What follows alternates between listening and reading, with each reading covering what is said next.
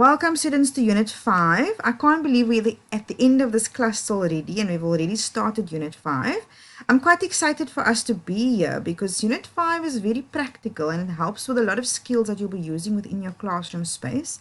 Unit 1 to 4 has really set the foundation for the work that we're going to be doing in this unit and of course the module that follows, which is Educational Psychology 2. So this unit, the psychology of child development in respect of physical, cognitive, ethical, social, creative, and emotional development from birth to year 18. Okay, so that's quite a mouthful. So essentially, we're going to be covering a lot of the uploaded literature in this video. We're also going to be covering aspects that we can use in terms of understanding red flags that children may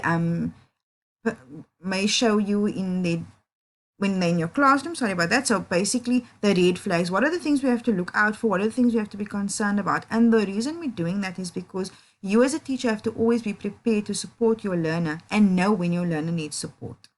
Okay, so that's definitely what we're going to be going through. There's parts of this video that will not cover everything that has been uploaded because I've also uploaded videos in those areas. So for example, graphomotor skills, you're going to be looking at that. I'll mention it a little bit at the end of this video, but you're going to also watch the video that I've uploaded and read the literature on it. The reason I've added that and pencil grip as well as fine and gross motor skills, because it is really a big area that is a challenge for children. It causes a lot of other struggles. Struggles with gross and fine motor skills, especially fine motor skills, also have an impact on reading and writing. So that is why I've added it here. But we'll talk about that later. We'll also very briefly mention executive functioning, but I've also uploaded a video from YouTube on that, so you can watch that.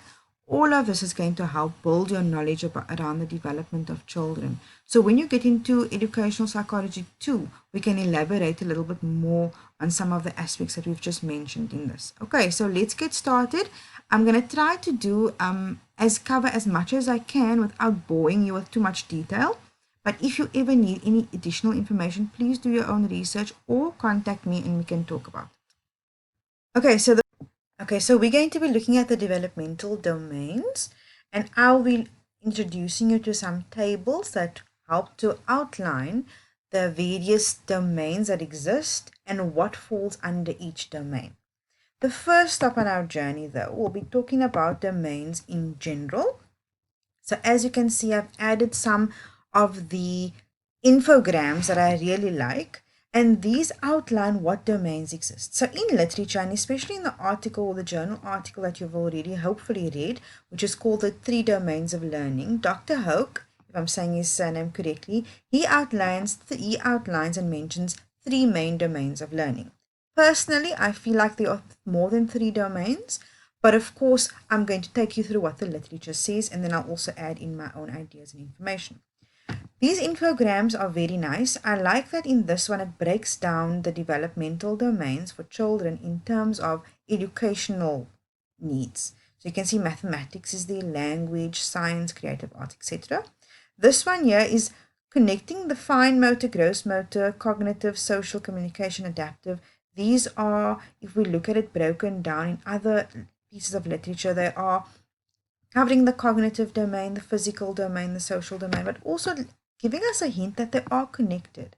That if you need to develop communication, it's connected to the cognitive aspect. It's also connected to social. It's an adaptive function. And look up the word adaptive functions. It's a good thing for you to know.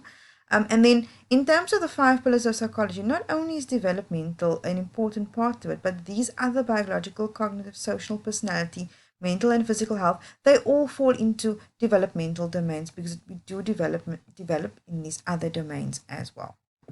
Okay, so within the literature, there's a lot of talk around there being 3 domains, as I mentioned earlier. These 3 domains are known to influence each other.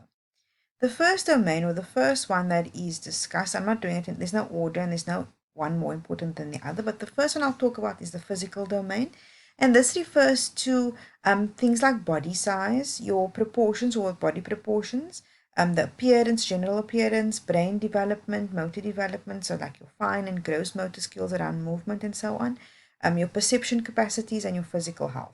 Then the cognitive domain looks more at thought processes, your intellect or your intellectual abilities, And this also includes like attention, memory, problem solving, imagination, creativity, your academic and everyday knowledge, and of course, metacognition and language as well.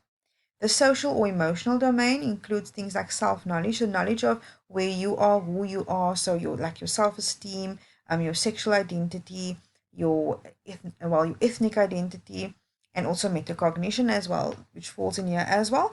And then you have model reasoning and understanding and expression of emotions, the way you are able to feel them, understand them, talk to others about them, express them. And then also self-regulation, your temperament and your understanding of others, your interpersonal skills, and here also friendships. So a very basic way on how we could mention that one affects the other. If you have a child who is very slow in physical development, you can see the body proportions are different. Unfortunately, we live in a world where not enough people teach their children to be kind and accepting of differences. A lot of people do, but some people maybe are not there yet. So children will make others feel out, make them feel different, make them feel like they don't belong, which is very unfortunate because every child develops at their own pace and the way that they should develop. In these cases, that child may develop poor self esteem. So, that physical domain is impacting their social and emotional domain because it affects the way they feel about themselves. It also affects their interpersonal skills, their abilities to build friendships and to have people around them that are the age that they can practice these skills. Because the reason that peers become so important is also one of the reasons also is that we practice our skills that we all have at the same time. So if we're all 12 years old, we all have similar skills and we're all practicing that with each other unconsciously. So these are the three domains that are outlined in literature as the main three. Again, I said you don't have to see them as the only three, but they are the ones that are most prevalent in the literature. This first table I adjusted and took from a book I was reading on play therapy. I really like this table. It breaks up, as you can see here, it breaks it up into 5 different domains. It talks about each domain. It explains the domain and also gives you example of what falls within that domain. So I also uploaded this onto the unit and I think it would be a really good idea. I do this for myself. I print these, I laminate them, and I keep them with me. So if I ever have a doubt or concern about a child, it's either on my wall, in some of my one of the offices that I work in, or because I travel between different spaces, I also have it in a file. So if there's something that comes up, I go to the file and look at, okay, what is usual in this age group? What is usual within this domain? What falls within this domain? And then I know where struggle could be. So part of my job as a within educational psychology is assessing and diagnosing challenges. But sometimes these challenges are difficult to identify. So you don't know, does it fall within the social domain, the emotional domain, because we obviously have to intervene correctly. These tables or this kind of understanding helps you to identify where the challenge sits, and then it obviously informs your intervention. So as teachers, this is also important for you because you'll also be intervening with your children or with your learners, and this tables and tables like this and knowledge about this kind of thing is going to help you in that quite a bit. Okay, so I've also created this table for you. You can look at it. I've uploaded under the unit.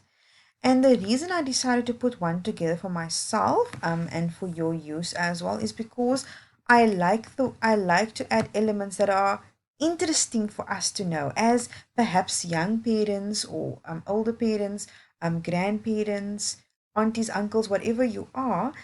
You can look at this table, look at the children in your family. Remember, you're not diagnosing them, and every child does develop at their own pace. So please don't take this as in, there's something wrong. Don't go and diagnose children.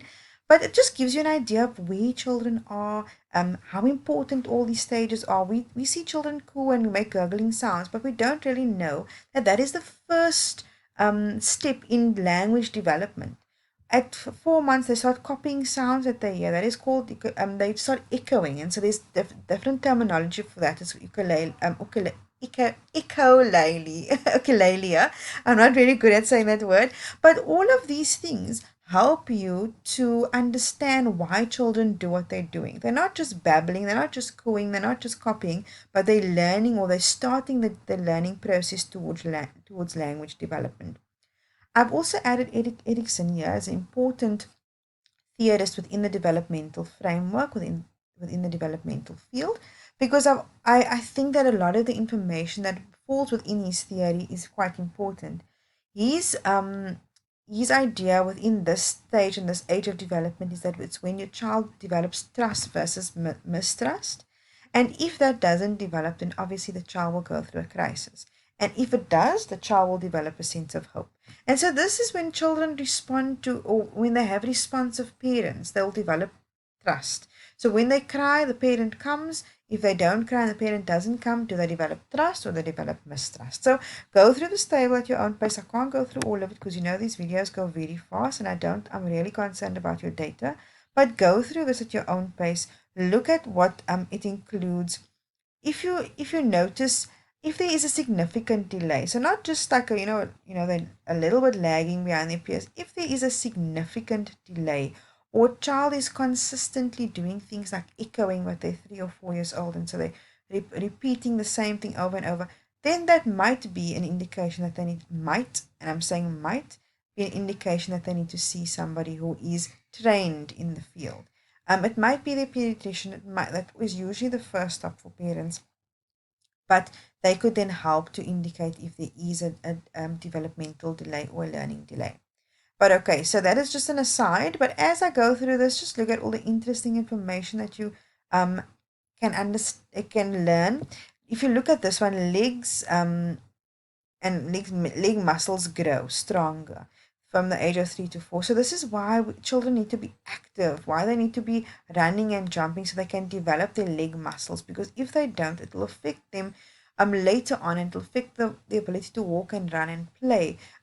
I love this around language development because right now my daughter is over here. I'm just bringing my own example in here. My daughter is in this stage over here, and so she's developing language skills, and she talks from the time she wakes up in the morning till the time she goes to sleep. So I go and look at language development. Is this where she is? Yes, it is. How many words is she knowing? Is she going to be learning now? What should she be doing? What shouldn't she be doing? I don't use it to diagnose my child, of course not, but it also just gives me an indication of what is important. Developing hand-eye coordination is important here. What are the skills and what are the little activities we need to do to help them to develop that hand-eye coordination? So again, go and have a look at this table. Make yourself more aware of what happens in every stage. Just build your own knowledge because it really makes a significant difference if you have a good understanding of these elements because they do help you within the teaching space and within, your life in general too. Okay, so these are one of the topics that I'm not going to go into too much detail because you will be covering it in educational psychology too. But I want to give us a quick outline of it because I feel like we can't talk about development if we don't talk about attachment. So the theorist we're talking about here is John Bowlby, and he really spoke about attachment theory in a very deep sense. And attachment theory is around the relationship that a child has with a primary caregiver. Usually it's the mother, but it could be another person like the grandmother, or if it's just the father. It depends on who the primary caregiver is. And it's around the emotional bond that connects the person across space and across time. It doesn't necessarily have to be reciprocal. The one person may feel more attached than the other, but really it's about the adult's responsiveness and sensitivity towards the child needs.